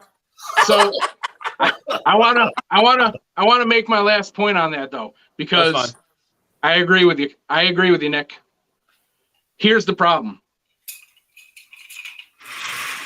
We saw what happened on January 6th, and people on our side feel that was disgusting, right? Yep. It was disgusting. It was an affront to democracy. But at the same time, I agree with you. Peaceful protesting does nothing, because in this country, the only thing that this country recognizes is violence. Yep. And that is not me saying go out and be violent. It's not me saying go out and loot. Absolutely I'm not saying that. I'm just saying that we are in a point in this country where nobody gives a shit about what you have to say or peaceful protests because they know that eventually that'll just go away. Your protest will be a couple hours. You'll go home. They don't have to do shit about it. So what? You protested a couple hours. Nobody will think about it again. The only thing that this country understands is violence and money. The big thing about that too is that you're talking about January 6th, and this is a whole other thing. Sorry, but it's really funny that we thought the January 6th thing was really disgusting, and that was another variation of a violent protest, right? Mm-hmm. So the red goes and does that, but 6 months earlier, when the George Floyd protests were going on, we were all disgusting. We were all awful people. Yeah. We were all bad. But you guys can go to the Capitol and do whatever you want. You can take a Confederate flag through the Capitol and just be okay, right? Yeah. But we're disgusting. And I think that plays into what I said before. And I keep saying, the fuck do we do about it? Because voting doesn't change nothing. Peaceful protests don't change anything. Violence and money is the only thing that this country understands. But when one side does it, we say they're wrong. When the other side does it, we say they're wrong. Violence isn't going to work because one way or the other, somebody's going to disagree. The amount of it'd be such a massive undertaking to actually put together something that would work to overthrow the government, which is probably the only thing that's going to work for America at this point. And it's just not going to happen because people don't agree enough. It's too massive of an undertaking, especially to do it privately, which is probably a lot of what this Restrict Act is about. Get into your home so you can see this kind of shit. We're kind of fucked. I think the only way that we can quote unquote do anything about it, quote unquote keep our power, or whatever you want to call it, take it with a grain of salt, take it how you want to take it. But this right here, us even discussing it, talking about it, we may even be on the same side of the fence, so it's not even really doing much of a debate or anything like that. But us even bringing it up and talking about it and being level-headed about it too, that's another thing, is that anytime you get into a debate, it turns into a fucking argument and fight. But I think that's where we kind of keep it going. It's just you kind of just have to keep the conversation going because that's really all we can do is just keep talking about it, keep bringing it up, keep making sure that people know about it. And then, you can't make the horse drink the water. So you just kind of hope that someone does what they're going to do about it. And that's it. I mean, that's all we can do is just keep bringing horses to water. But that's doesn't matter if they drink or not. We gave them the opportunity. And as long as we are able, anybody, not just us three, but anybody is able to just continue to talk about things like this, that's as much as we can do. Honestly, is to have the freedom to speak. For now, until they take it from us. Until they take it. If only speech were guns, because then we would never lose it. We never. If only school kids were guns, it'd be great. Yeah. They'd be very protected if they were. Absolutely. How you doing, Con? I'm doing, bro. Cool. I'm doing. What? Well, it's 9:00 now. We're trying to solve the world problems. Yeah, we're trying to solve world problems. You got off of here. We started talking about stuff that really mattered. Not like silly Raw and SmackDown. That's the real red and blue. That's the real red and blue. Is that why this podcast has become fucking ham radio now? Yeah. That's what it's going to be soon. Ham radio. I like that. That might have to be a new segment. That's ham radio. Politician podcast. These fucking guys. Needless to say, this is a slow week in wrestling, so we didn't really have a whole lot to talk about. So we kind of just debated some things. To bring it back to what this podcast is actually about. Trying to bring it back. It was a slow week in wrestling. That's why we kind of just debated things today. and we didn't really have the segs like we wanted to. You know, we always want segs, and you know, today it just couldn't get to that point. So yeah, I'm This is all pretty just insatiable when foreplay. it comes to segs, you know. This is all just foreplay right here. This is all like we're teasing right now. Like, Yo, they're not gonna get next, segs till next listen. week. All I'm saying is, if next week we have segs, I mean, it's going to be intense On the after note, this not is having it for a week. Wrestling Podcast. I'm Con from the 703. This is Hambone, and this is Nick Bohr, aka Lord Loveless. Thank you for watching. Have a good evening.